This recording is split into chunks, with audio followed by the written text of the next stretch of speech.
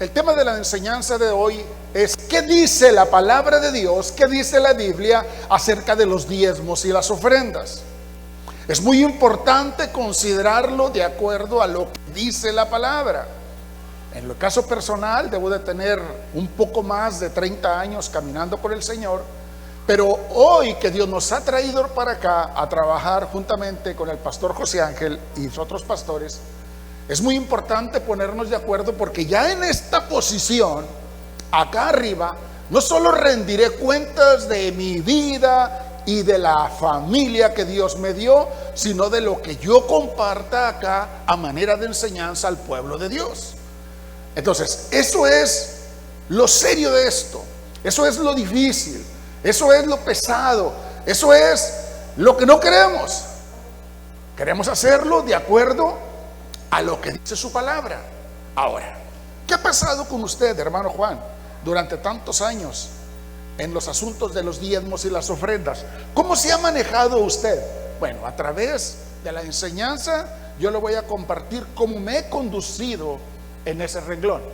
Así que, ¿qué dice la Biblia sobre los diezmos y las ofrendas para la iglesia de hoy?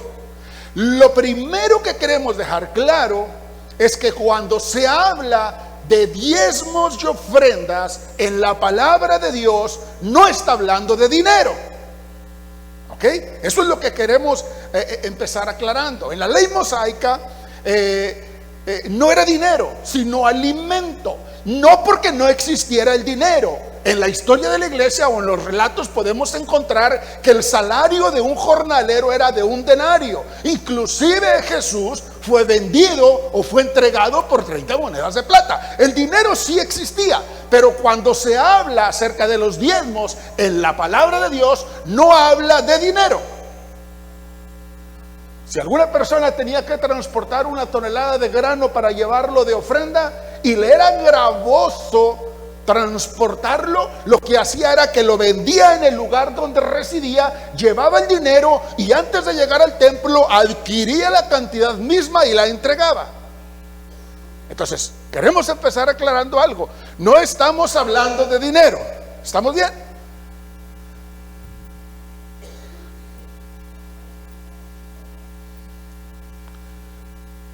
¿Es pecado no diezmar? Es una de las respuestas que trataremos de buscar hoy en la palabra de Dios.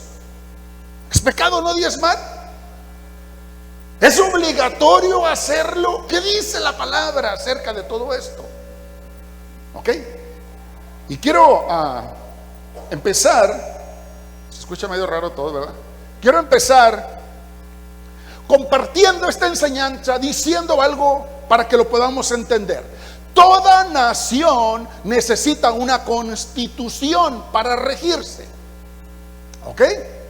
Toda nación necesita una constitución. ¿Qué es una constitución? Es un conjunto de leyes y preceptos que regulan las conductas morales y la convivencia social de una nación, de los individuos o de las personas. Por ejemplo, ¿qué castigo se le va a dar al que roba? ¿Qué castigo se le va a aplicar al que mata? ¿Qué castigo es el que va a recibir el violador? Una constitución es un conjunto de leyes y preceptos que regulan la conducta moral y la conducta de la vida social de unas personas. ¿Estamos de acuerdo? Son las leyes. ¿Ah? Entonces, eso fue lo que pasó con el pueblo de Israel. Cuando fue formado como nación, Dios llama a Moisés al monte Sinaí y le entrega la constitución. La palabra dice que Moisés sube al monte y durante 6 días está en la sala de espera mientras la presencia de Dios baja sobre el monte Sinaí y lo cubre. Se dice que al día número 7 Dios se aparece, se encierra con él durante 40 días y 40 noches, aclara la palabra. Moisés no comió pan ni tomó agua, y en ese en esa junta divina, en esa reunión espiritual, Dios le entrega las 2 tablas a Moisés, donde está la constitución para regir la nueva nación formada que era Israel. ¿Estamos entendiendo ahí? Recibe la ley. Por eso se llama la ley mosaica. Pues se le entregó a Moisés en tablas de piedra. Oye, nosotros vivimos en México y tenemos la Constitución mexicana que va a regir qué castigo, qué se le da a las personas que violan ciertas leyes. En esa ocasión, la ley mosaica se le llama así porque la recibió Moisés, se la dio Dios en una reunión divina de 40 días y 40 noches, y Moisés baja de ahí. Algunos hemos leído la historia donde dice que Moisés baja con su rostro resplandeciente. El ayuno de 40 días le había caído de maravilla, que baja radiante su rostro, no lo podía ni ver, brillaba de haber estado con la presencia de Dios. ¿Ok? Ahora bien, lo primero que tenemos que entender es que el diezmo sí es un mandamiento, pero fue dado para el pueblo de Israel. Eso es lo primero que tenemos que entender. Un mandamiento sí, fue parte de la ley de Dios, también lo reconocemos. Eso lo dice Levítico 27 del 30 a 34. Fue parte de la ley de Dios, sí, para el pueblo de Israel. Miren lo que dice Levítico 27 al 30, lo vas poniendo rapidito. Quiero que todos lo vayan leyendo. Y el diezmo de la tierra, así de la simiente de la tierra como del fruto de los árboles de Jehová, es cosa dedicada a Jehová. ¿Qué lo dice? Y si alguno quisiera rescatar algo del diezmo, añadirá quinta parte de su precio por ello. Y todo diezmo de vacas, ¿qué dice? De ovejas, de todo lo que pasa bajo la vara, el diezmo será consagrado a Jehová. No mirarás si es bueno o malo, ni lo cambiarás. Y si lo cambiare, tanto él como el que se dio en cambio serán cosas, ¿qué dice? Sagradas, no podrán ser rescatados. Último, estos son los mandamientos que ordenó Jehová a Moisés. ¿Para quién dice? ¿Dónde? En el monte Sinaí. Entonces, ¿fue parte de la ley? Sí. ¿Fue parte de los mandamientos recibidos en esa reunión? Sí, pero fue para los hijos de Israel. ¿Ok? Empezamos aquí con algo claro. Dice que la 10ª parte del fruto o la 10ª parte del ganado le pertenecía a Dios. O sea, es la ley para el pueblo de Israel, pero nunca fue dinero. O sea, el 10%, esto era ganados, cosechas, eso era para sustentar a los levitas de la tribu consagrada, a sustentar a las viudas, a los huérfanos y al necesitado, porque ellos necesitaban ese sustento, necesitaban alimento. Eso fue el plan de Dios, por eso se estableció el diezmo. Ahora bien, todos tenemos algo claro.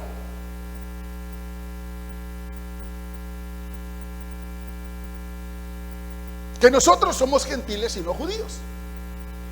¿Ok? Y estamos orgullosos de serlo. ¿Sabe por qué? Porque la Biblia relata que a los suyos vino y no le recibieron, mas nosotros los gentiles lo recibimos con los brazos abiertos. Debemos de estar orgullosos de ser gentiles. Recibimos con los brazos abiertos. Dice su palabra, dice, a los suyos vino y los suyos no le recibieron. Y nosotros los gentiles, hey, yo sí quiero mentir. Ahora, los argumentos de muchos pastores para pedir el diezmo son basados en que era la ley de Dios, pero la ley decía muchas otras cosas y la realidad es que solamente se cumple la ley del diezmo para estos tiempos. Por ejemplo, ¿qué decía la ley? La ley decía que no podía comer cerdo. ¿Quién no come cerdo hoy? La ley decía que no podías comer mariscos. ¿Quién no come mariscos hoy? ¿Okay? La ley decía que las mujeres con un periodo no podían estar dentro del templo. Pues no es ahí. La ley decía, escúchame esto, que si tu hijo era rebelde y después de exhortarlo, el chamaco no se quería componer, tanto la mamá como el papá lo tenían que agarrar y llevarlo a la plaza pública y apedrearlo hasta morir, para que para los demás jóvenes fuera un ejemplo y escarmentara. Esa es la ley. Entonces, si vamos a aplicar la ley, si vamos a pedir el diezmo, si vamos a decir que eso es parte de la ley, entonces vamos a tener que cumplir con todo eso. Vamos a agarrar al chamaco rebelde, lo tenemos que sacar a la plaza para matarlo a pedradas. Eso dice la ley. ¿Por qué hacer nada más una parte de la ley y todo lo demás no? Era la ley.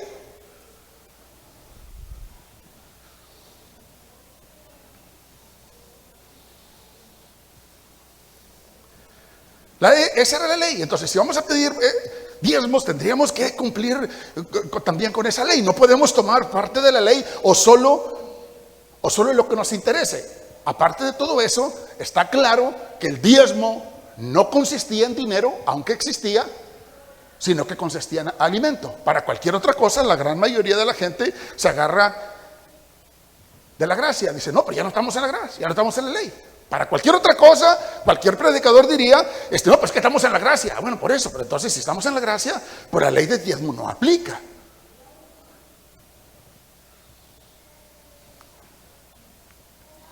La primera vez que aparece la palabra diezmo fue inclusive, escuche esto, antes de la ley, en un texto muy conocido y muy mencionado en los altares, y es el relato de Génesis 14 del 17 al 21. Escuche. Abraham va a una guerra, no existía la ley, todavía no existía eso, y al regresar de la guerra se encuentra con Melquisedec. El rey le ofrece pan y vino y dice que del botín de guerra él agarra un 10% y se lo entrega.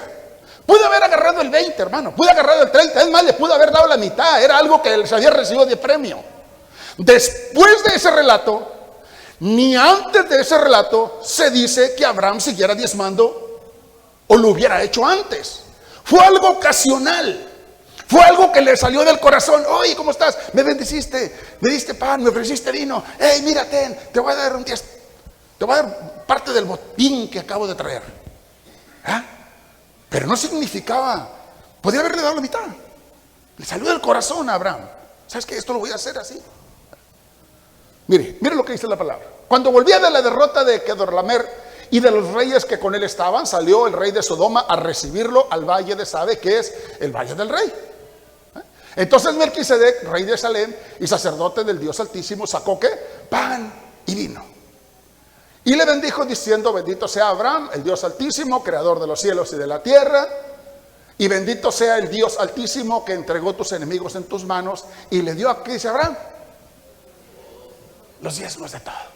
Amén. Entonces el rey de Sodoma dijo a Abraham, dame las personas y toma para ti los bienes. ¿Hasta dónde lo íbamos a leer? ¿Hasta el 21? Sí, ¿verdad?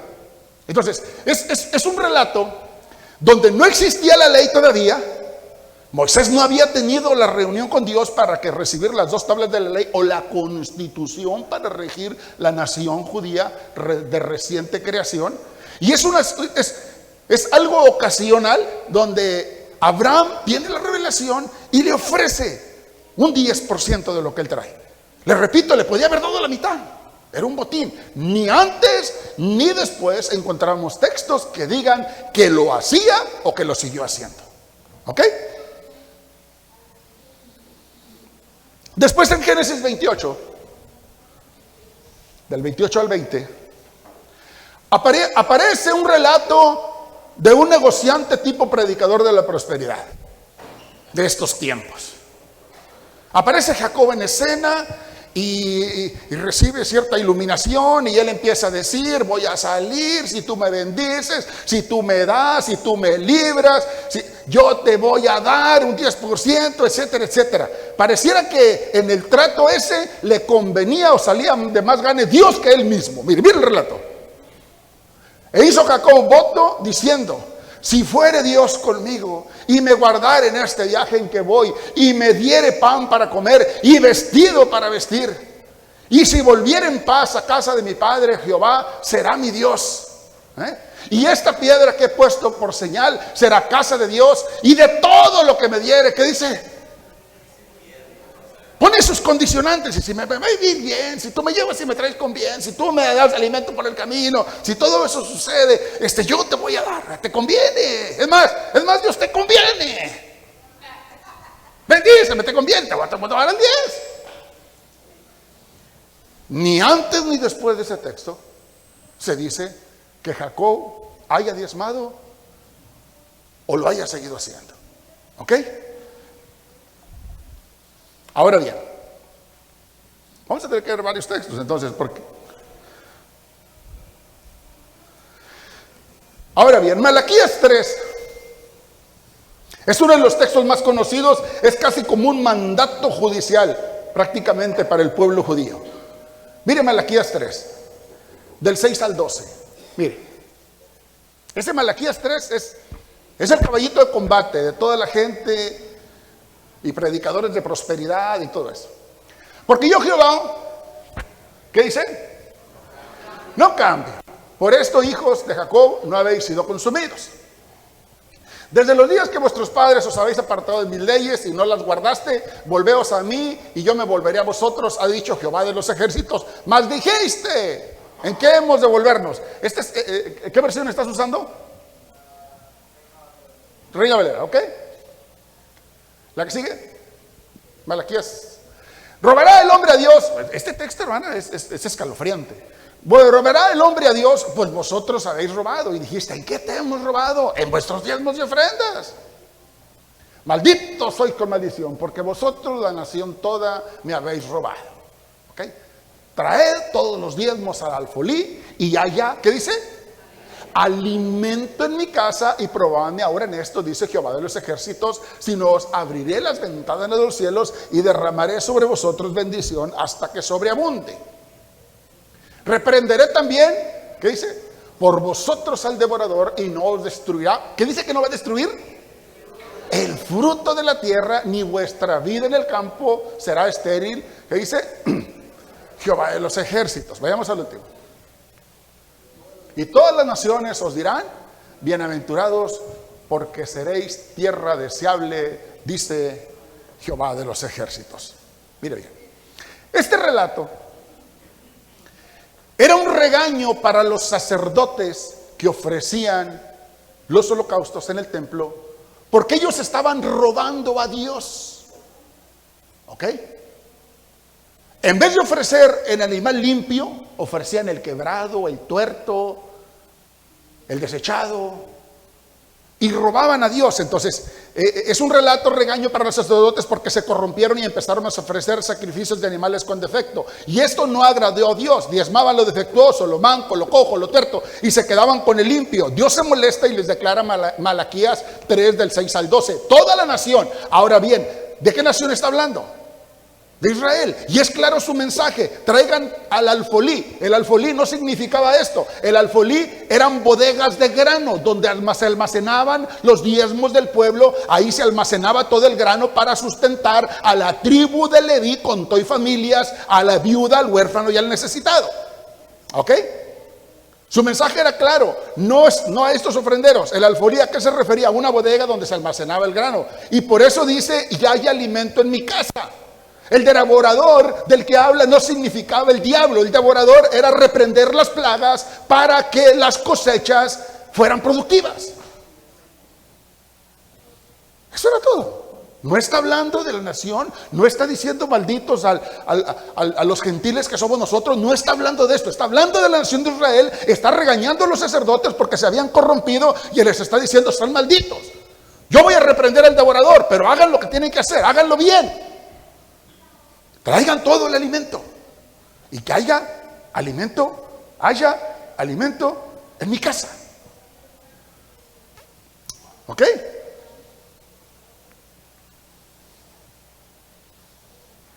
Vamos a ver. Hermanos, esto es algo muy sencillo. Dios ni siquiera nos obliga a obedecerle. Todo lo que hacemos es por amor. Dios quiere que todo lo hagamos, pero que sea de corazón. Que todo lo que hagamos sea el fruto de un amor sincero hacia Él, por el favor inmerecido de la salvación, no por miedo a ser castigados. ¿Cómo es posible que hoy en día cualquier pastor y predicador, por así convenir a sus intereses, amedrentan al pueblo diciéndole que van a ser malditos si no diezman? Es un versículo sacado de contexto completamente. No le está hablando a la nación de hoy, le está hablando a la nación de Israel. Está exhortando a los sacerdotes del templo, les está diciendo que traigan el alimento a los graneros para que el necesitado pueda comer y él reprenderá al devorador. Pero no está hablando del diablo. Ahora, esos textos los hemos usado muchos años, los hemos escuchado, muchos años.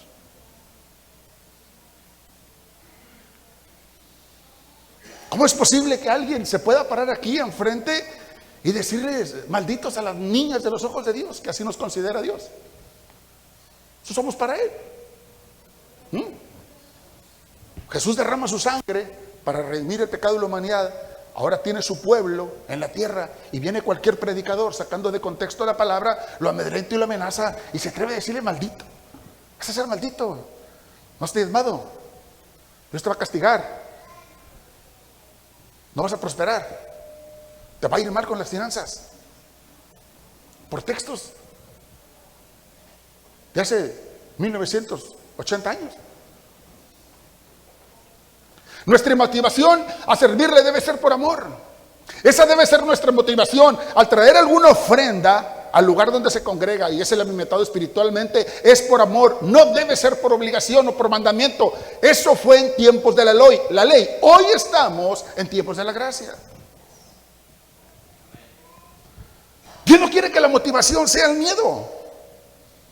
Dios no quiere que des diezmos por miedo o que seas maldecido en finanzas. Esas son enseñanzas y mensajes sin ningún fundamento en la palabra de Dios para la iglesia del nuevo pacto, para la iglesia que está bajo la gracia. Hay un montón de gente dentro de las iglesias que ha dado diezmos por años, por obligación y compromiso, y de esa manera, al dejar una semilla o una ofrenda delante de Dios, hermano, esa ofrenda está contaminada, por eso no ha producido fruto. La gente está diciendo, tengo 20 años diezmando, no veo la puerta de problemas, de deudas, de situaciones difíciles. ¿Saben por qué? Porque viene con dolor a dejar un diezmo que no se lo puso Dios, se lo impuso el sistema religioso de los tiempos que estamos viviendo. ¿Qué no dice la palabra? Que si alguno viene a dejar su ofrenda y está problemado con su hermano, vaya con él y arregle cuentas y después venga a dejar su ofrenda. Entonces hoy en día tenemos problemas serios por el asunto de los diezmos. Hay matrimonios en las casas discutiendo y peleando el martes o miércoles cuando se aparece una situación difícil, o el carro se descompone, o la lavadora ya no quiso funcionar, y el más espiritual de la pareja le dice, oye, ¿qué fue lo que pasó? No, pues es que no diste los diezmos, ¿verdad? Pues por eso estamos así. Están peleando en la casa por culpa de los diezmos, uno a otro se está echando la culpa. Cuando no debería de ser así. Amén. Entonces, durante muchos años, la iglesia ha diezmado. Es cierto. ¿Y por qué no ha prosperado financieramente?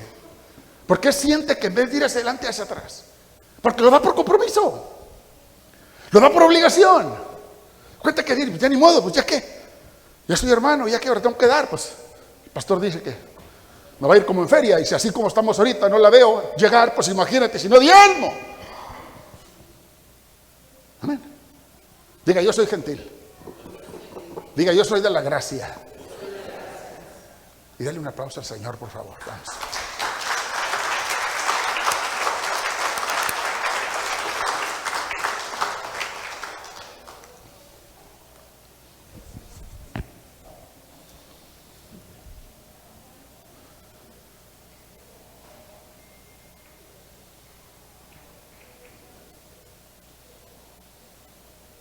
Tenemos un relato donde Job pagaba sus impuestos en la Biblia. Tenemos un relato donde Job, un hombre muy próspero, era muy bendecido financieramente. Dice que él cuidaba, de hecho, el pagar sus tributos, de dar sus diezmos, fíjese bien, y se encargaba inclusive de dar la parte de sus hijos por si a alguno de ellos se le olvidaba hacerlo. ¿Están de acuerdo? Y aún así, Dios permite una situación difícil sobre su vida donde lo pierde todo como quiera. De que pasemos alguna situación difícil de vez en cuando financiera, Dios la puede permitir para que aprendamos a depender completa y absoluta y totalmente de Él. Pero eso no tiene nada que ver con los diezmos. Este es el relato bíblico. Y dice claramente que Él se encargaba inclusive de que la parte que le correspondía a sus hijos fuera cubierta, por si acaso al chamaco se le olvidaba. ¿Y por qué perdió todo? Porque Dios lo permitió, con un propósito. Entonces, si alguna situación difícil pasa de finanzas en nuestra vida, eso no tiene nada que ver con el diezmo. No, Dios no lo queda castigando. Sería bueno pensar qué es lo que Dios está queriendo hacer en la mente y el corazón de la persona que está siendo tratada. ¿Es así? Amén. Ahora bien, ¿usted cree que Si en un momento dado usted trae su ofrenda y esa ofrenda es el 8 o el 9%, ¿usted cree que Dios lo va a maldecir por eso? No. No me trajiste completo. No vas a ver, no te voy a dejar ni que completes para el recibo de luz. Es más, desbarátele el carro. Dios no va a pensar así, hermano. Dios no va a pensar así. Ese no es Dios. ¿Eh? Ahora bien, en la ley, la función principal del diezmo eran 3 cosas. Número 1, sustentar a la tribu de Leví. ¿Ok? La que no alcanzó heredad, la que no alcanzó tierra. ¿Ok? Y el número no era poco. 23,000 contando los chamacos de un mes para arriba, con tus familias. Los hombres a partir de los 25 años empezaban a servir en el templo. A los 50 años los jubilaban, pero había que sostenerlos a todos. Cuando el reparto de la tierra, hubo una tribu que fue la tribu de Leví, que no alcanzó heredad. A ellos los tomaron completos y son los que sirvían las cosas espirituales, son los que trabajaban en el templo con todo y familias. Había que sustentarlos. Dios hace un trato y en la ley obliga a pagar un diezmo para que de ese 10%, que no era dinero sino alimento, era carne, eran frutos, de eso en los alfolís, que eran graneros gigantescos, se acumulara todo ese alimento y de ahí se sostuviera la tribu de Leví. 23,000 de los chamacos de un mes para arriba. Aparte, el diezmo servía para suplir las necesidades del pueblo en situaciones precarias, viudas, dice, huérfanos y necesitados. ¿Ok? Hoy en día son las mismas necesidades. Lo mismo. Se necesita pagar una renta, se necesita pagar una luz. ¿Entiende? Pero también hay viudas, hay huérfanos y hay necesitados en la ciudad. Las necesidades son las mismas. Pero de los diezmos solo se benefician las familias pastorales. Es la realidad. Hoy en día son las mismas necesidades. Hay iglesias que no rinden cuentas a nadie y no han tenido ni siquiera una obra social en la ciudad. Y si un día llegan a regalar $100, tienen tema para predicar todo el año y una que otra despensa que tiene que juntar el pueblo, porque todos los diezmos, esos van directamente a la cuenta del pastor. Sorry.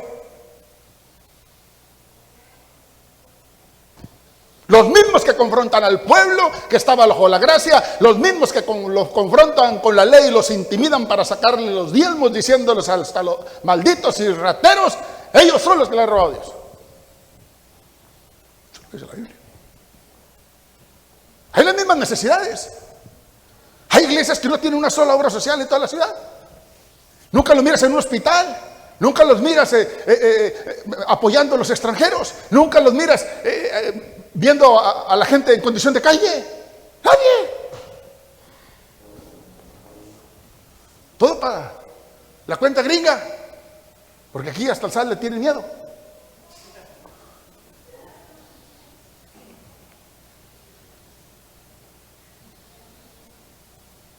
Y ahí está el Hijo de Dios, quedándose hasta sin dinero para la pecera, pero hay que cumplir con el diezmo, si no el pastor dice que el diablo lo va a hacer pedazos en sus finanzas, y si se atreve a robar a Dios, y los amenazan con la palabra. Malaquías 3.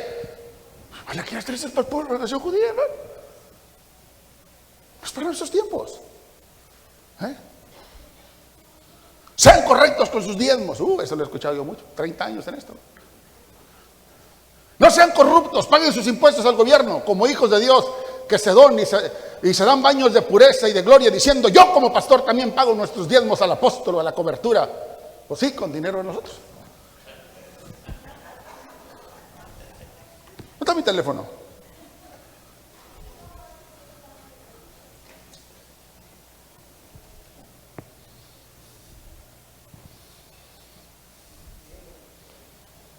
La ley. ¿La puede hacer usted? Usted puede entrar ahí y buscarlo. La ley de México. ¿Cuáles son los impuestos que deben de pagar las asociaciones religiosas?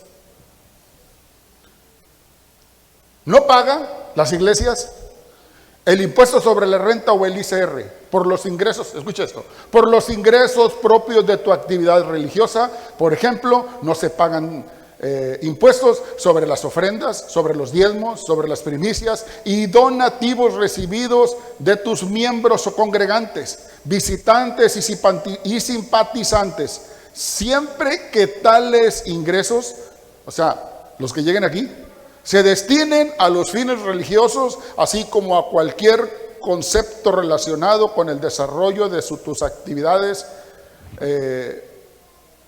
normales, conforme al objeto establecido en tus estatutos, siempre que estos ingresos no se repartan entre los integrantes. ¿Qué quiere decir eso? Que la iglesia no paga impuestos. Eso es lo que dice la ley. Siempre y cuando todo lo que caiga aquí se invierta aquí. Pero si usted lo agarra y se lo lleva para una cuenta personal, pues está evadiendo un impuesto y está robando. Es lo que dice la ley. No me lo estoy sacando aquí, es lo que dice la ley. Entonces, ¿quién está robando a quién?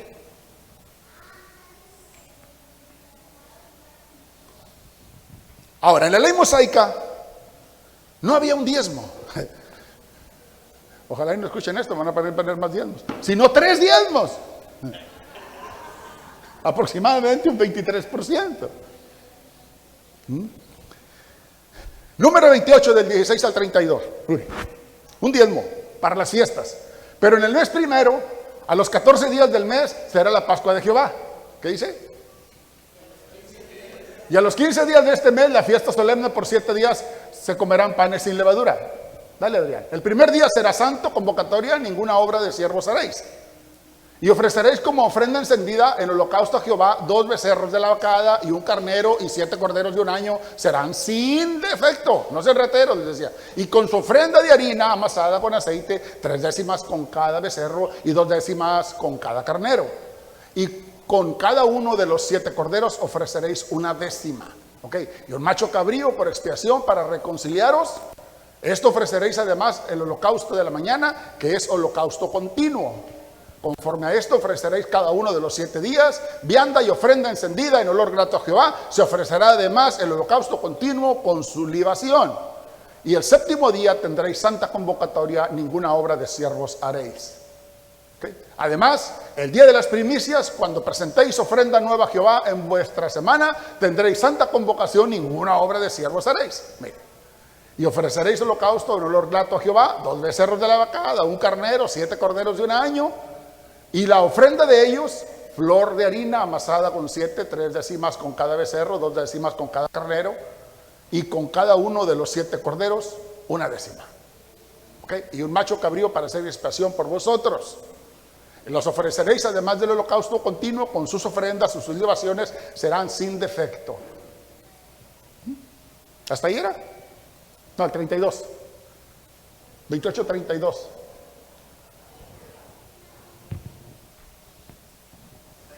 Hasta ahí llega. Ok, ese es el otro. Entonces, esta ofrenda era para las fiestas.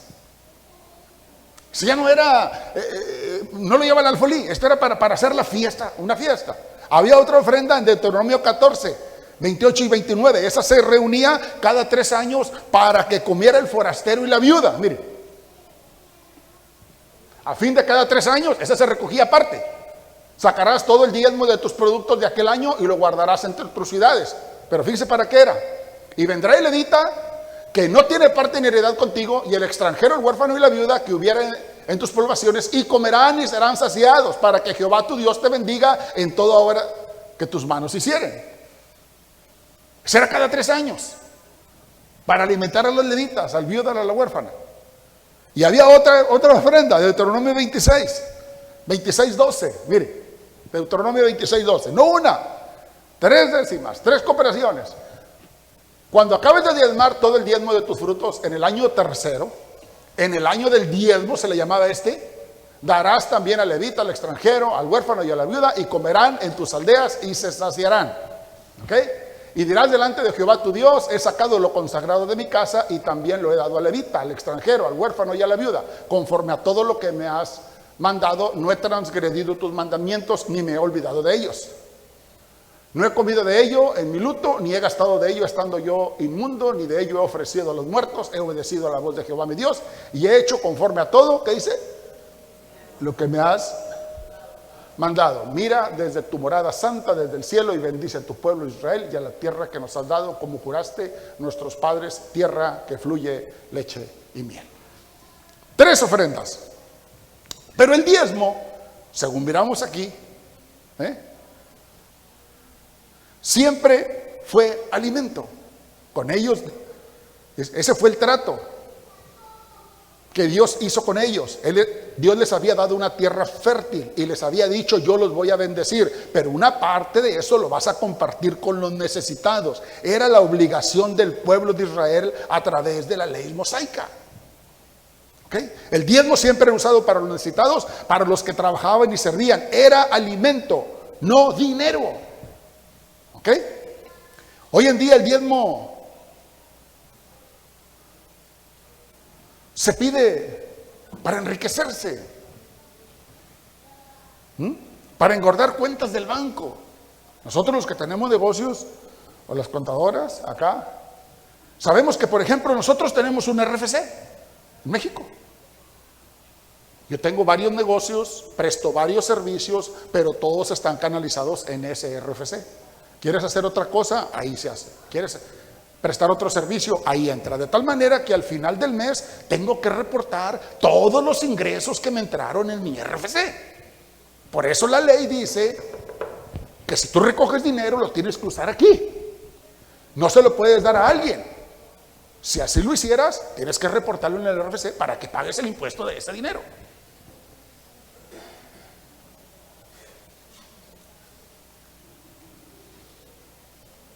Las predicaciones de los pastores de la prosperidad son insaciables. Los predicadores que confrontan al pueblo con el pecado escasean en los altares. Ya hoy en día ya no escuchamos eso. En los altares ya no se habla mensajes para confrontar el pecado. Escucha esto. Hoy en día, hermano, lo que queremos es un montón de gente. Hay que hacer show, hay que poner luces, hay que poner foquitos, hay que cantarles bien, hay que correr, hay que danzar, hay que hacer lo que sea. Pero el chiste es que todo se sienta. Mensajes de avivamiento: Dios te va a bendecir, este es tu año, en este año viene la camioneta, en este año viene la esposa, en este año. Y deja el pecado. No me importa si eres homosexual, si eres lesbiana, no me importa si te sientes cabra, perro, gato, siéntate como quiera, no me importa en cuál género estés metido, no me interesa eso. Lo que quiero es el número, que se llene, que se llene, que se llene. ¿Y saben por qué? Porque los miran como clientes, no como almas que necesitan conocer la palabra y ser confrontadas para que se arrepientan de su vida de pecado y puedan entrar al cielo. Quieren hacer sentirlos bien. No importa, siéntete bien, ¿no? Oiga, hermano, pero fíjese que yo, no importa. Aquí eres tú, siéntate. Gloria a Dios, aleluya. Son clientes. No los mira como almas. Así que no me importa lo que hagas. Se llene. Predicaciones de confrontación de pecado dejan las iglesias solas. Hay gente que no quiere ser confrontado. Yo vengo aquí, pero si me siento cómodo y a gusto, aquí me quedo. Pero si no, yo voy allá donde me digan, hermano, me motiven, que este lunes Dios me va a usar, me va a visitar. Ahora sí me va a dar la Cheyenne este año, o sea, cosas así. ¿Amén?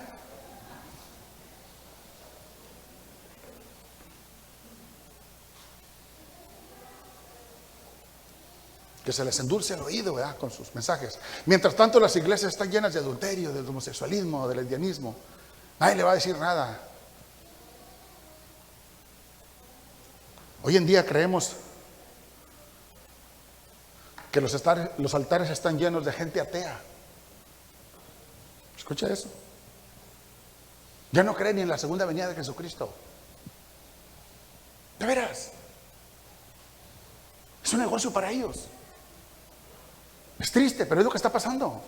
Negocios gigantescos.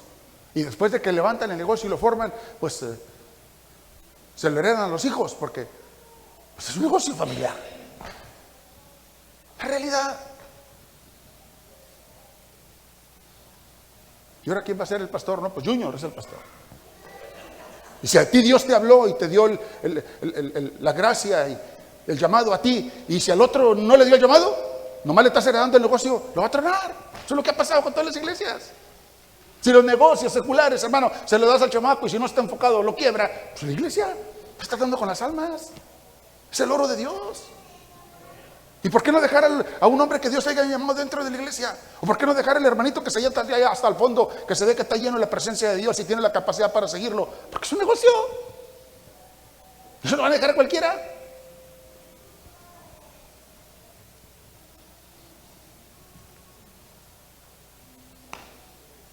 Por eso creo que hay un montón de gente atea predicando en los altares. Ya no creen en Dios. Las iglesias son negocios familiares que se heredan entre las mismas familias. Ahora, los precursores de la teología de la prosperidad que surgieron alrededor de los años 60, ¿me entiende? Fueron Kenyon, un hombre que se llamaba Kenyon, otro Howin y otro que se llamaba Kenneth Copeland. ¿Ok? Esas tres personas fueron de los precursores de la teología de la prosperidad en los años 60. Kenneth Max Copeland actualmente tiene una fortuna valuada en $750 millones, una residencia en Fort Worth, Texas, con un valor de $6.5 millones, y el tipo está obsesionado por los aviones. Tiene la pista en su misma propiedad y 3 jets particulares. Hay una entrevista que le hace una reportera americana y le dice: oiga, ¿para qué tanto avión? Dice: yo no me voy a meter en un tubo lleno de demonios, hablando de los vuelos comerciales. Yo necesito ir en vuelos privados en mi propio avión porque yo necesito estar hablando con Dios.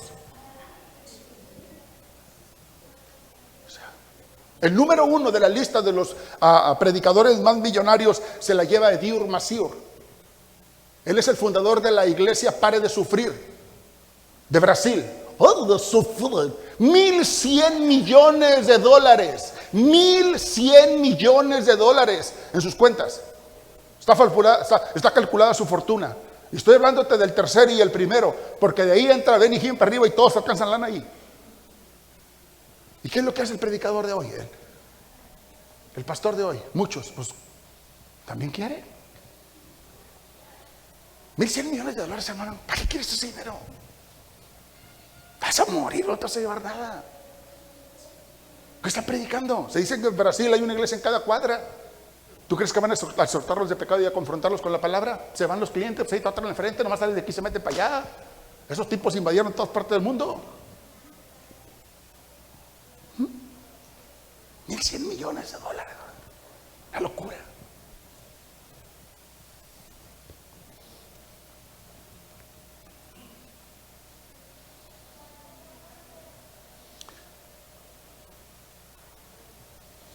Si resucitara Juan Wesley, Juan Calvino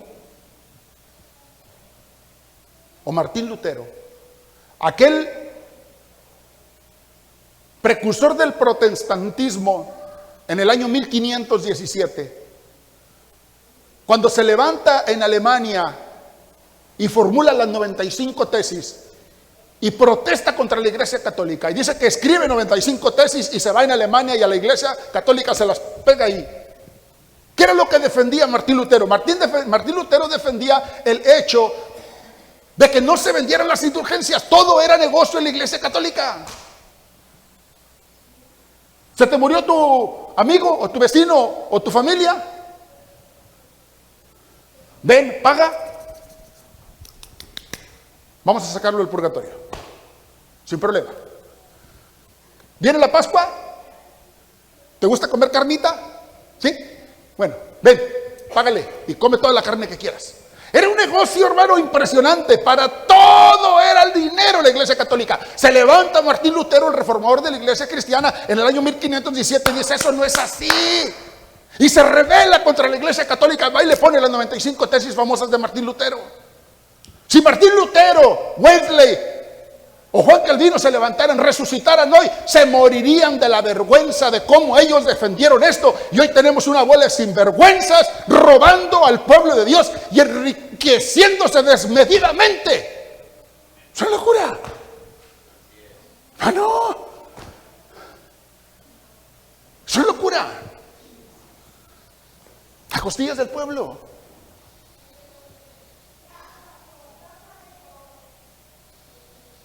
Es una vergüenza. Por la gente que murió Jesucristo en la cruz del Calvario. Ahora son rapaces. No tienen llenadera.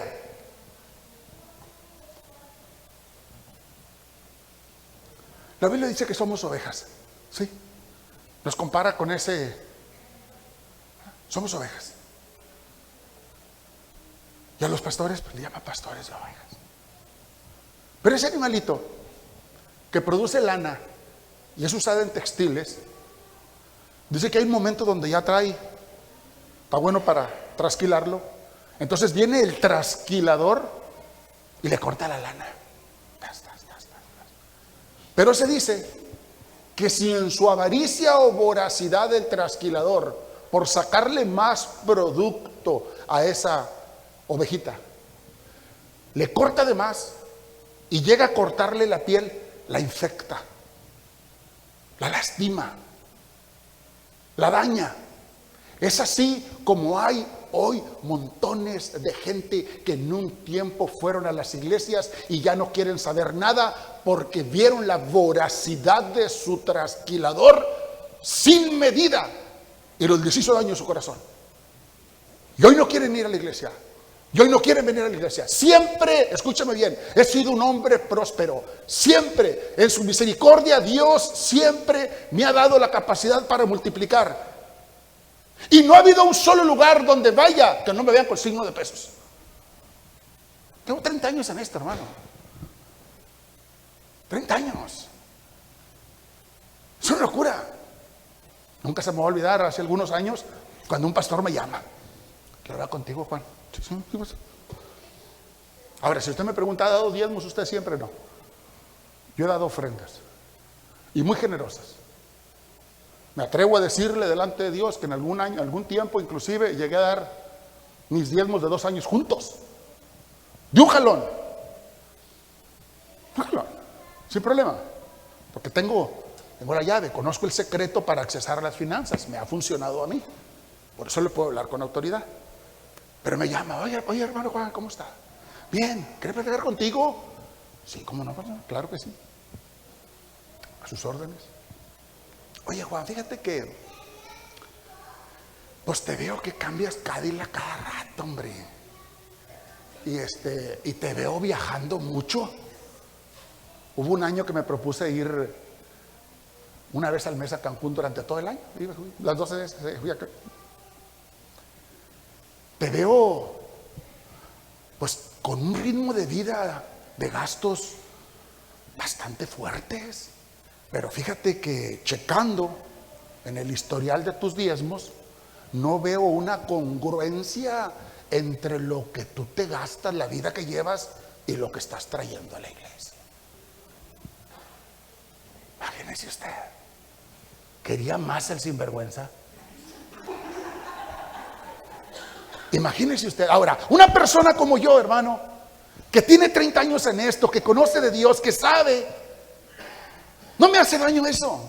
Pero una persona nueva que llega al evangelio, que es un hombre bendecido, que es un hombre próspero y que de repente llega y que es inteligente, que es avispado y lo llegan a tratar de esa manera, le van a cortar de más, lo van a lastimar, lo van a afectar y hoy no quiere venir a la iglesia.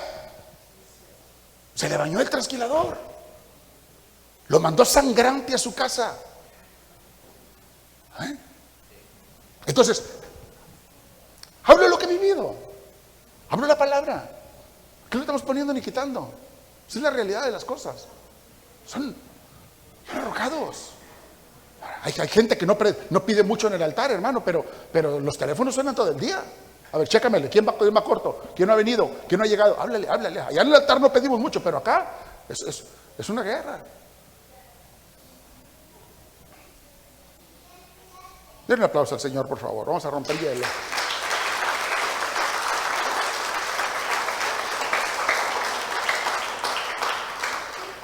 Hermanos, ¿será que ya no creen en Dios? Porque Dios es fuego consumidor. ¿Será que su mente ha sido entenebrecida tan fuerte y que no se dan cuenta que van a estar delante de Dios? Y Dios le va a pedir cuentas. Por eso la Biblia dice que cuando alguien llegaba allá, y no está hablando del soldado raso, ni está hablando de los que no conocían de Dios, dice que, hey, en tu nombre eché fuera demonios, hey, yo hice milagros, hey, yo curé enfermos, quítate, no te conozco. A predicadores, a pastores, a evangelistas, a maestros, a eso se está refiriendo la palabra. No se está refiriendo a los ateos, no se está refiriendo a las ovejas, se está refiriendo a los que se pararon aquí por dinero. Por dinero, hermano. Imagínate tú.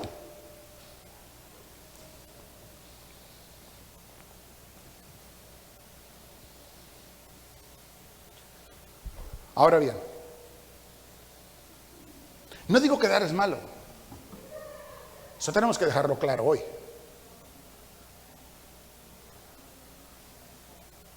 No digo que dar es malo, por el contrario.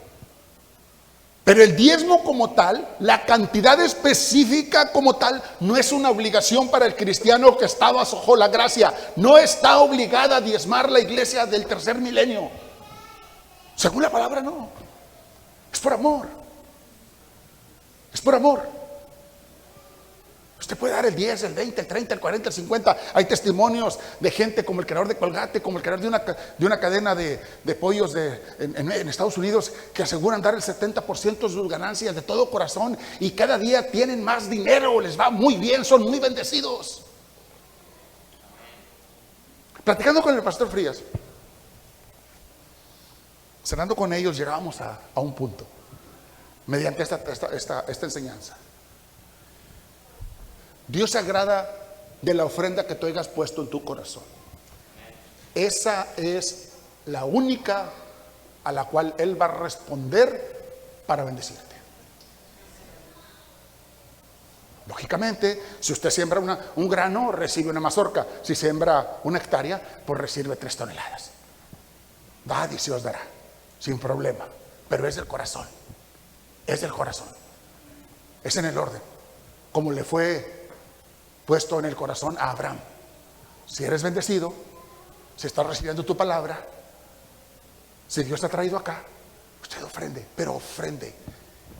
Quítese de la cabeza eso del diezmo y concéntrese. Mire, hermano, ¿a poco no? Ya cuando llegamos para acá, ya Dios te dijo lo que tienes que dar. Si ya después te sacan a tirones ahí los predicadores, eso es lo que dolía. Eso es lo que dolía. Lo que ya después, pasen los ya 500 y, oye, hermano, es una cosa de locos. Hoy en día tenemos serios problemas con esto. Voy a traer una predicación pronto.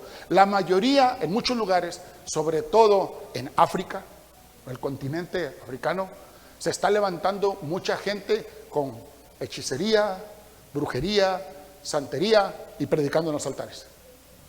Predicando en los altares. Métese al internet. Está el ungido con la patada karateca. Nomás levanta la pata así y cae todo el mundo.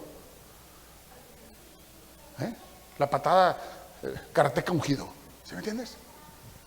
Tenemos el martillo de Thor, el chipote chillón. Un martillote como este tamaño, viene y le pega uno, ¡pum! ¡Pum! Se cae toda la gente. Y anda así, ¿de veras? El zapato ungido, le avienta el zapato, ¡chum! Se caen todos. Zapato ungido. El balón que carga la presencia de Dios, le avientan un balonazo y cae allá en medio, allá toda la gente se cae. ¿Quiere algo más atrevido? Diga algo más serio, hermano. ¿Algo más fuerte? ¿Sí? La rasuración del vello púbico en las mujeres para que reciban el Espíritu Santo delante de toda la congregación. Uno la rasura y el otro la enjuaga. Y gloria a Dios, y aleluya, y santo, y poder en Dios. ¿Se ve? ¿Cómo están los altares hoy? Así están los altares hoy. Ahí está en internet. Hermano, ¿dónde ve eso? Pues búsquenle, porque yo tengo que buscarle por todas partes para poder sacar información, para compartir una palabra más precisa. ¿Le sigo con esas? No, porque se va a espantar. Denle aplauso al Señor, por favor. Ahí déjele ya. Eso estuvo muy fuerte ya, estuvo muy serio.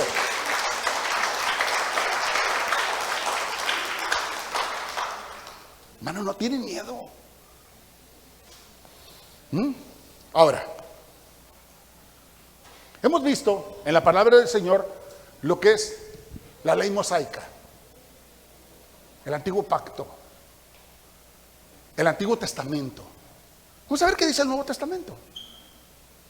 Porque Jesús viene y después de Mateo para acá, pues se hace un Nuevo Testamento después de 400 años de silencio, y ahora habría que tener un respaldo bíblico para poder pedir los diezmos. Vamos a ver si en el Nuevo Testamento hay textos bíblicos que avalen por la pedida de diezmo. Mire, vamos a ver qué dice el Nuevo Testamento. En el Nuevo Testamento la palabra diezmo solo aparece 3 veces. Una en Mateo, otra en Lucas y otra en Hebreos. En Hebreos es el mismo relato de Abraham con Melquisedec, que fue una sola vez, algo ocasional, algo del corazón. No existía la ley, no existía el diezmo, por lo tanto no era obligatorio, repito, fue algo del corazón. Así de sencillo. Mateo 23, 23. Vamos a leer Mateo 23.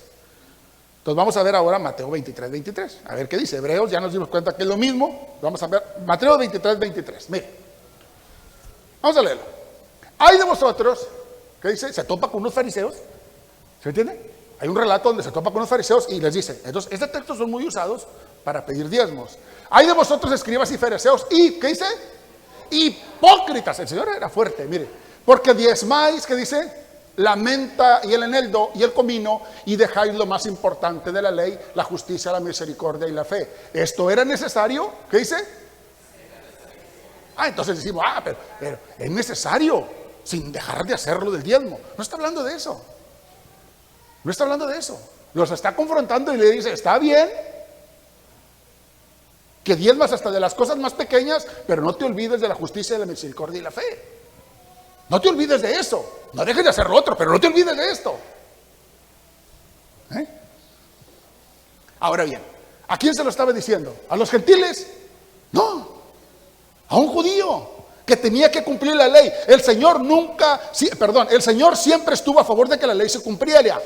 Aunque Él mismo, escuche esto, aunque Él mismo rompió la ley, y no una, sino varias veces, para enseñarles que no habían entendido nada de la ley, nada de la justicia, ni de la misericordia. Él estuvo a favor de que la ley se cumpliera. Los confrontaba. Pero él mismo la rompió en 2, 3 veces para enseñarles que no habían entendido nada de la ley. Se sentían obligados, querían robar a Dios. Y él no le había dicho, yo te voy a dar una tierra, te voy a bendecir, van a ser productivas, tienes que traer el 10% para acá, para los levitas, para la viuda, para el huérfano, para el necesitado. Son acciones de amor, de misericordia. No has entendido nada. Me andas queriendo hasta robar. Eso es lo que dice. Dígame, enséñame dónde rompió la ley. Jesús, ¿dónde rompió la ley Jesús? Mire, decía que una mujer adúltera tenía que ser apedreada, muerte a pedradas. ¿Y qué pasó con la mujer adúltera? ¿Por qué nadie la apedreó? Él la protegió y les dijo, el que esté libre de pecado tire la primera piedra. Y nadie rompió la ley. Era la ley.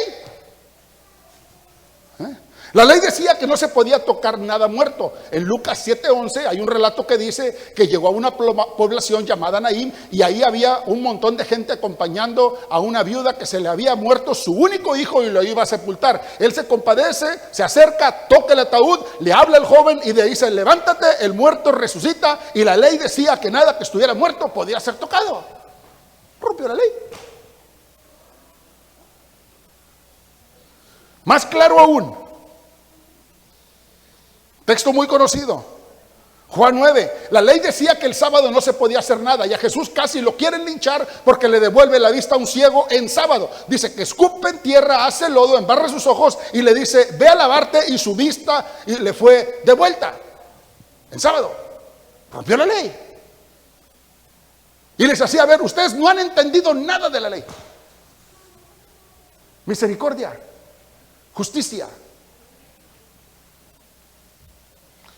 ¿Cómo es posible que se predique que de tu salario el 10% le pertenece a Dios? O sea, Dios no necesita tu dinero.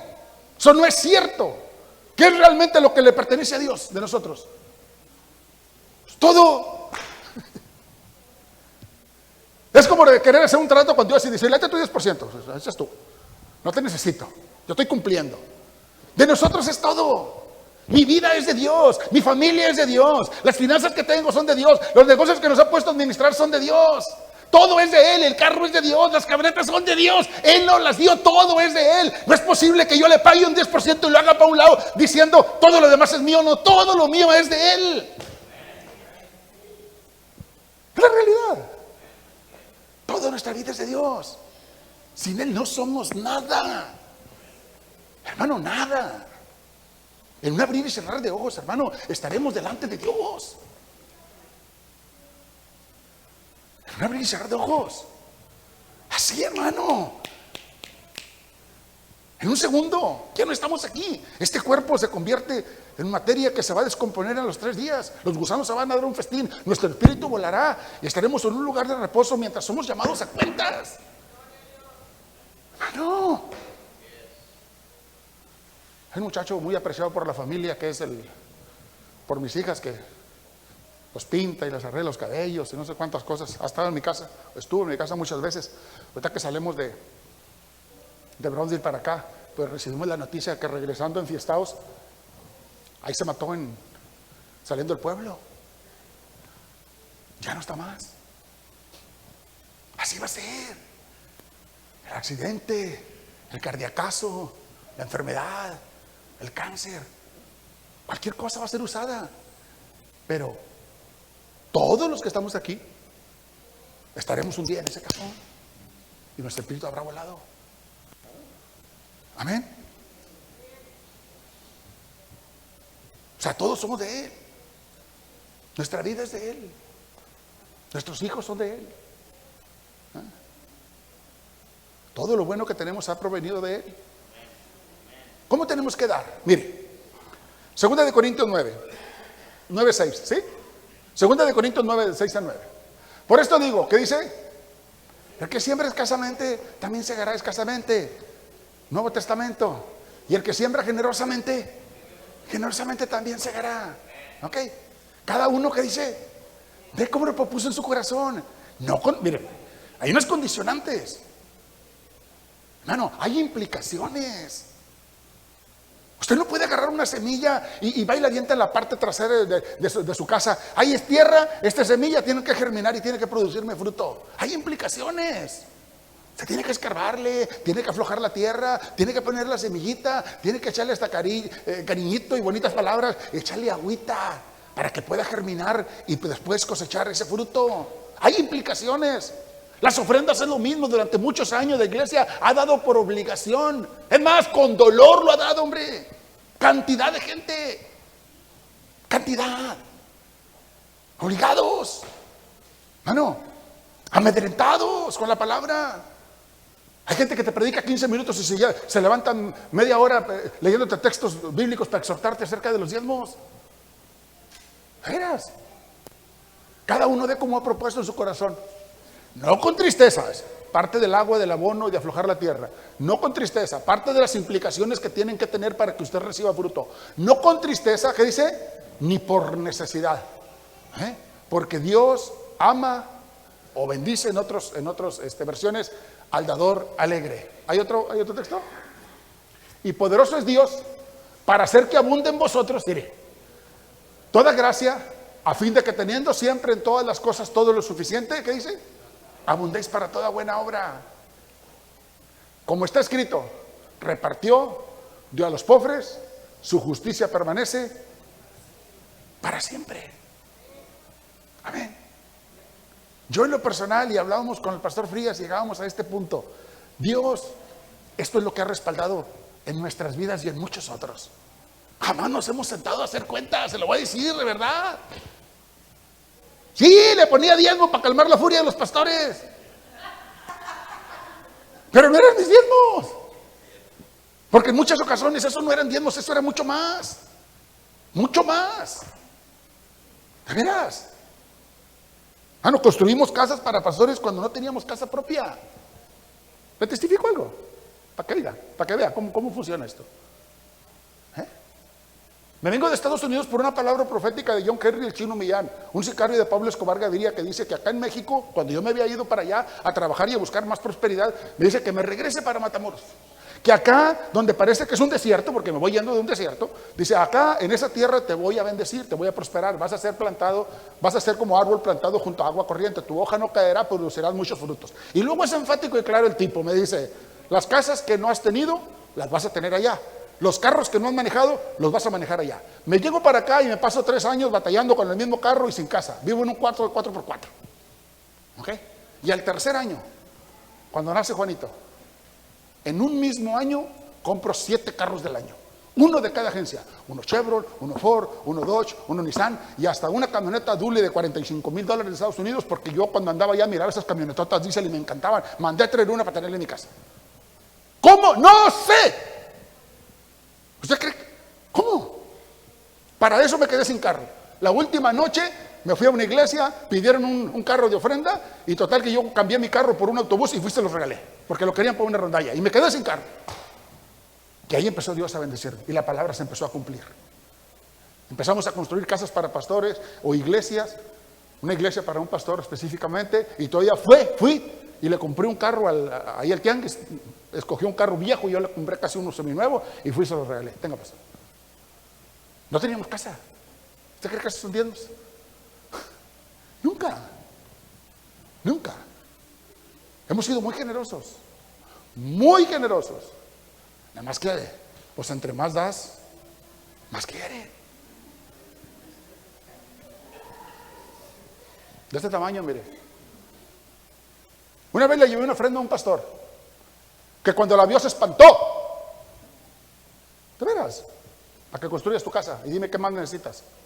A partir de mañana tú no puedes estar rentando, pastor. Haga su casa ahí. Me acuerdo que cuando le entregué la bolsa, no me la quiso. No, hermano. Ay, no, pásale. Allá me llevó para el fondo de la iglesia para que le entregara. No, hermano, dije, no. Hermano, ¿fue malo? No. Dios me ha dado cosecha. No me estoy quejando, al contrario. Lo sigo haciendo. ¿Eh? Pero siempre han sido ofrendas. Si le ponía diezmos, pues es que, pues, ¿para qué me meto en conflictos, hombre? No quiero problemas, no quiero pelear. Pero yo sé cómo hacerlo con Dios. Ya pues igual a la conclusión con el pastor Frías, le digo, oye, pastor Frías, ¿ustedes ven tostadas? Él lo predica. Las masas se compran de mismo, las máquinas son las mismas, el mercado es el mismo, estamos en los mismos pueblos. Y tú eres muy bendecido, ustedes son muy bendecidos. ¿Por qué? ¿Cuál es la diferencia? Da de corazón. Da de corazón, hermano. Yo no tenía casa y ya estaba construyendo casas para gente, iglesia, sin casa yo. Y de repente hay un tiempo donde viene la provisión de Dios impresionante. Y los que conocen mi casa saben, Dios me dio la oportunidad de hacer una casa muy hermosa. Es donde vivimos ahora. Pero siempre de corazón, hermano. De corazón. Entonces, por ejemplo, si una persona gana 200 pesos y en vez de dar 200 por la situación que estuvo difícil durante la semana, se le descompuso el carro, la luz le gastó muy cara y nada más da 150, ¿usted cree que Dios le llamará maldito porque no le completó los 200? Híjole, no, hombre. No, pues no completé los 200, nomás di 150, hermano. Pues maldito sois con maldición, porque la Biblia lo dice, todos lo habían robado.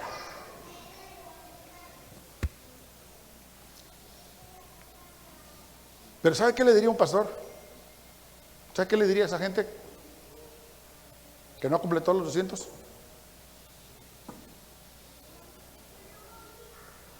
Primero lo primero les diría, paga tus diezmos y si le queda paga la pecera y si no váyase caminando, pero primero cumpla con Dios. Tiene que tener fe, hermano, Dios le va a proveer.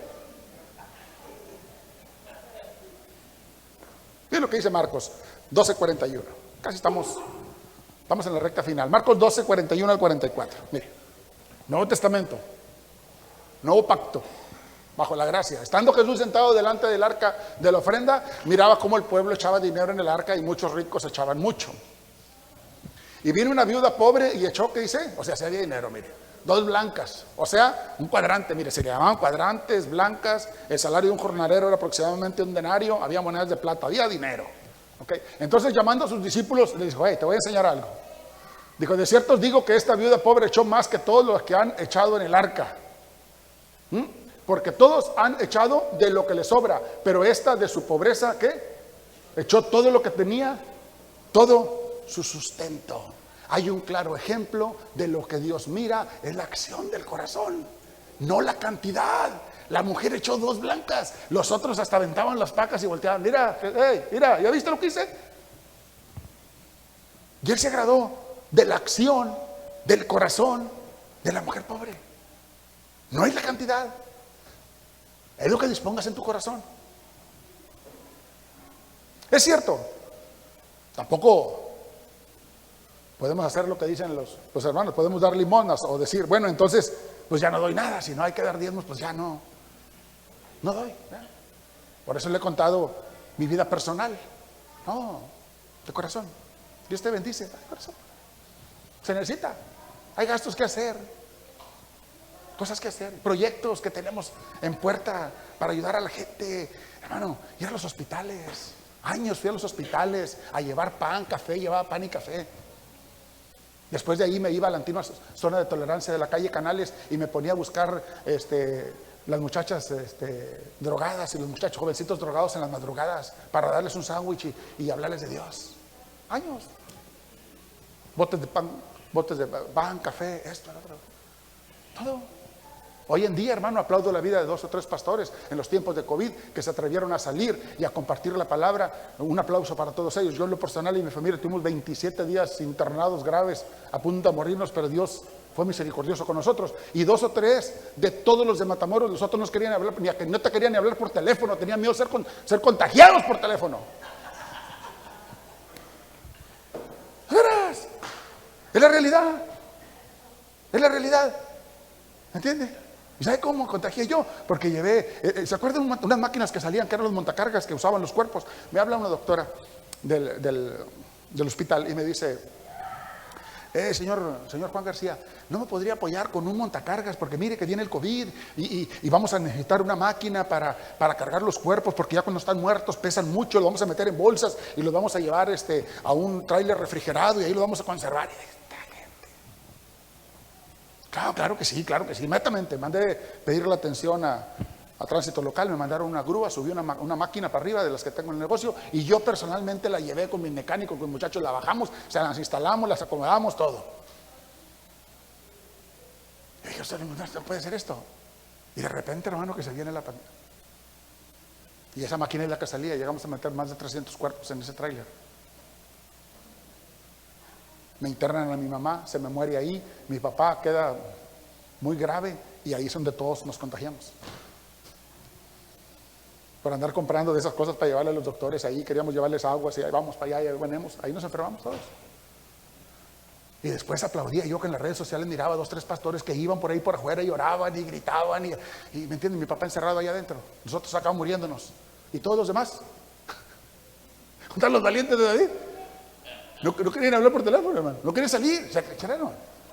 Nos vamos a morir de algo. Sí, es cierto, no podemos ser imprudentes, pero aquí es cuando necesitamos realmente decir: somos hijos de Dios. Tenemos que hacer nuestra parte. Amén. Aplauda al Señor, por favor.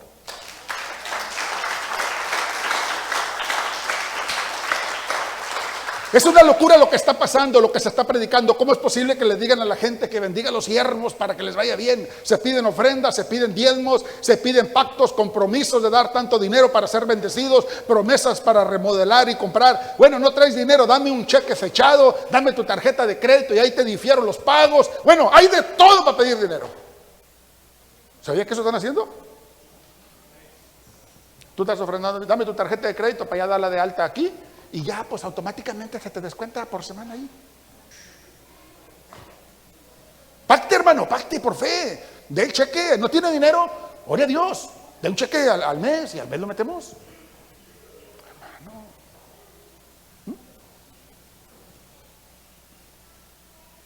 Así se conducen las iglesias.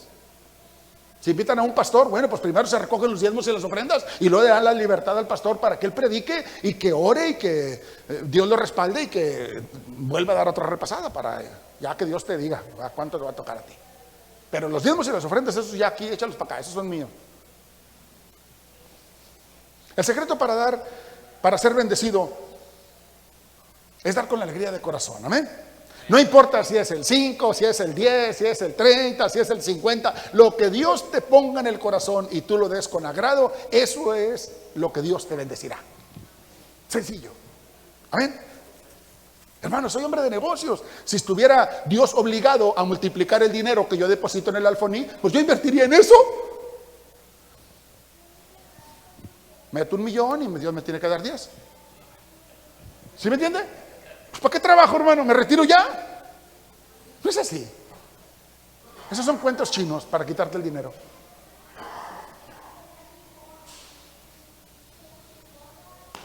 El corazón del hombre es trabajar, ganar y es mío. El corazón de Dios dice, te voy a bendecir y compartes. Eso es lo que pasó en la iglesia, en la ley mosaica.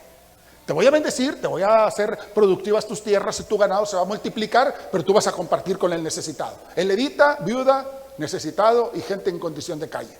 Ese es el corazón de Dios. El corazón del hombre dice, yo trabajo, yo me lo gané, es para mí. Y él dice, yo te voy a bendecir, pero tú compartes. Ofrenda, de corazón. Pablo lo decía, si no me mandas ofrendas, aunque es claro que el obrero era digno de su alimento, decía, si no me envía nada, no me quejo. Él se ponía a trabajar, dice, he aprendido a estar contento en abundancia, pero también en escasez. Eso es lo que decía Pablo. El apóstol Pablo, hermano. O sea, no tengo problema. Si no me dan, yo me pongo a trabajar. Hoy nos traen a los predicadores a puros memes a los pastores, hermano. Oiga, salen los memes en las redes sociales. Oiga, pastor, ¿por qué cuando yo tengo una urgencia, me dice que ore a Dios y cuando usted necesita, pide que le llevemos ofrenda? ¿Por qué no le ora a Dios también?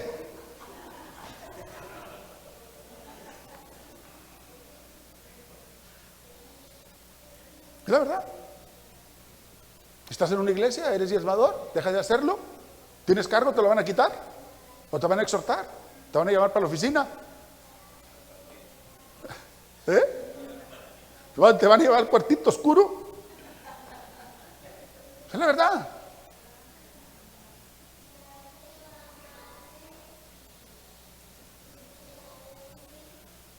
Ahora, déjame, creo que aquí hay un texto para eso.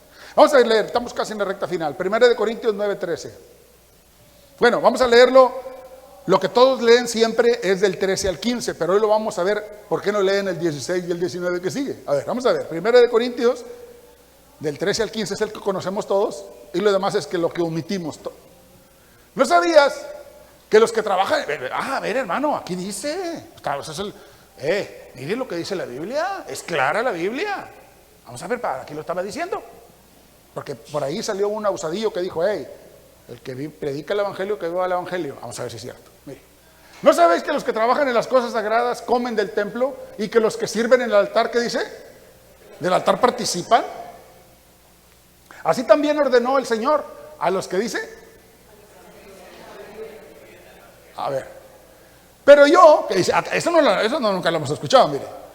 Pero yo de nada de esto me he aprovechado, decía el apóstol, ni tampoco he escrito esto para que se haga así conmigo, porque prefiero morir antes que nadie desvanezca esta mi gloria. Dice, pues si anuncio el evangelio, no tengo por qué gloriarme, porque me es impuesta necesidad, y ay de mí si no anunciar el evangelio. Mire, por lo cual si lo hago de buena voluntad, recompensa tendré, pero si de mala voluntad, la comisión me ha sido encomendada. ¿Okay? ¿Cuál pues es mi galardón? Oye, que predicando el evangelio presente gratuitamente el evangelio de Cristo para no abusar de mi derecho en el evangelio. Por lo cual, siendo libre de todos, me he hecho siervo de todos para ganar a mayor número. No, hermano, los que están en el altar del altar participan, pero está hablando de las cosas sagradas. Esto no es sagrado, hermano. Esto, échalo para arriba, hermano, no le va a pasar nada, no va a caer muerto. Son instrumentos. No está hablando para la iglesia de hoy en día, está hablando para los levitas, está hablando para el pueblo de Israel. ¿Okay? Esto no es sagrado, son instrumentos que usamos para alabar al Señor hoy en estos tiempos. Ahora, si eso fuera así, entonces de lo que cayera en el alfolí, el pastor tendría que sustentar a todos los que tocan acá arriba con todas familias.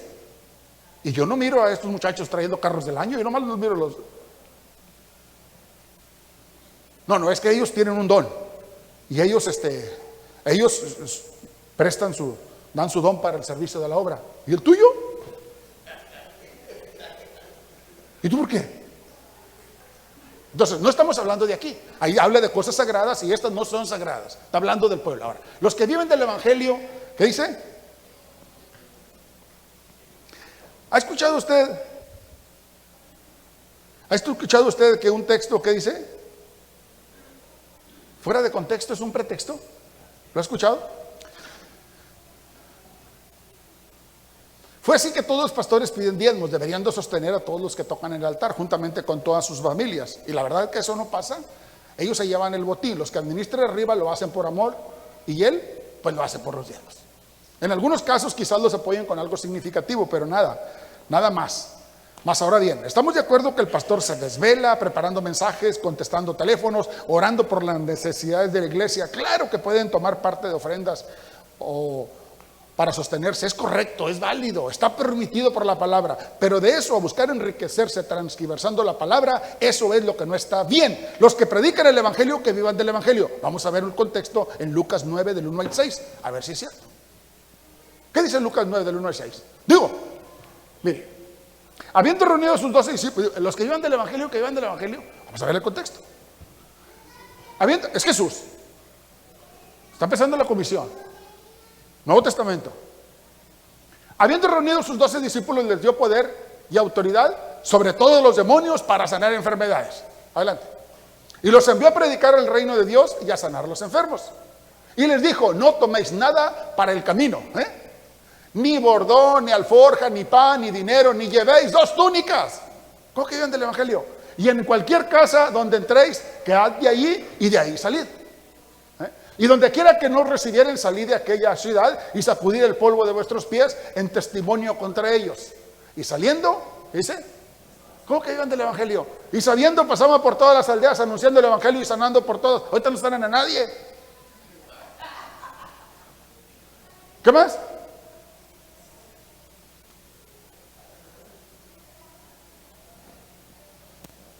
No, el 9 del 1 al 6, ¿verdad? Y saliendo pasaban por todas las aldeas anunciando el evangelio. ¿Qué dice? Sanando por todas. ¿Qué llevas del evangelio? ¿Qué tiene que ver con suplir tus necesidades básicas y fundamentales y servir al Señor a querer enriquecerte?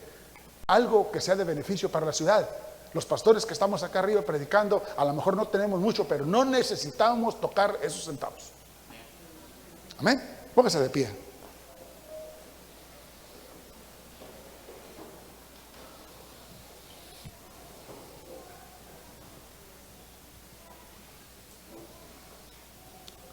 ¿Sabía usted, por ejemplo, que en Israel, actualmente en la iglesia, no se piden diezmos?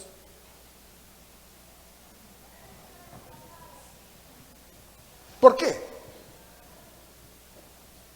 Un judío entrevistado dice: porque en el año 70, cuando fue destruido el templo y fue quemado el templo, prácticamente derribado por el emperador romano, todas las actas y los archivos de los nacimientos quedaron destruidas. Por lo tanto, no sabemos quién es levita. Y nadie que se ponga en un altar a predicar se atrevería a pedir diezmos, porque eso eran para los levitas y no quiere problemas con Dios.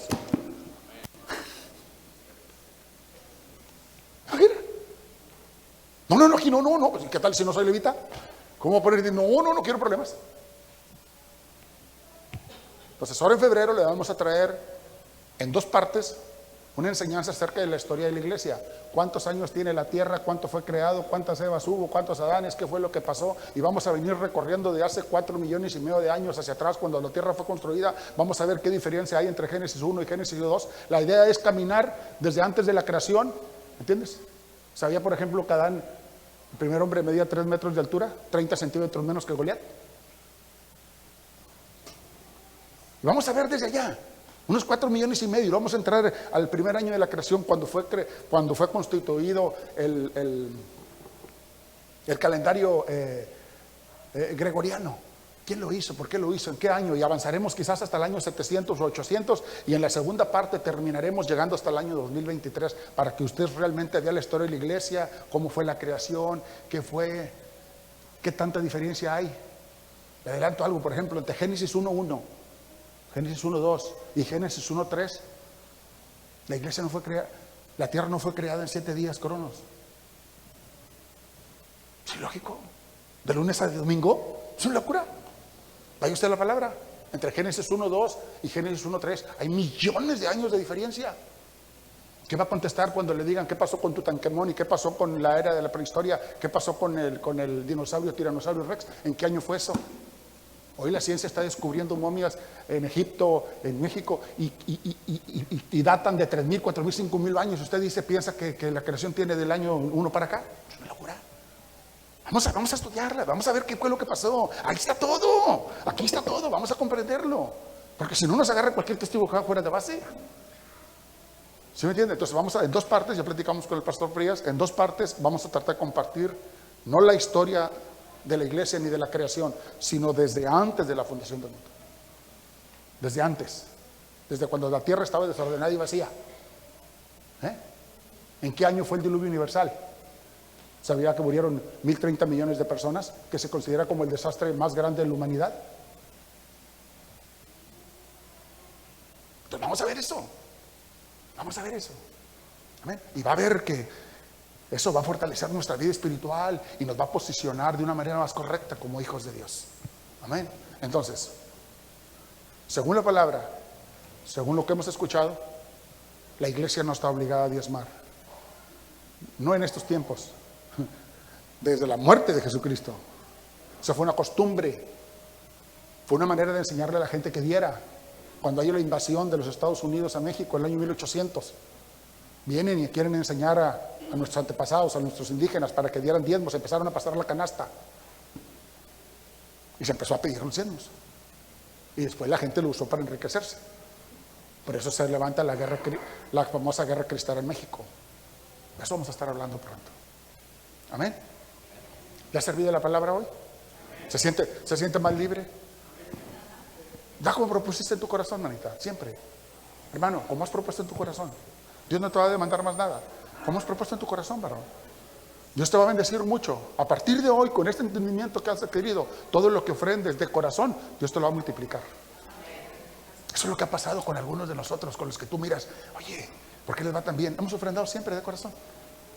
Y tú vas a estar, no lo sientas por compromiso, ni por obligación, ni por necesidad, porque ama Dios al dador alegre. En la medida que usted dé, en la medida de que Dios lo bendecirá. Amén. Levante sus manos al cielo. Cerremos aquí. Gracias, Dios, en esta tarde. Padre, te doy gracias, Dios, de una manera poderosa.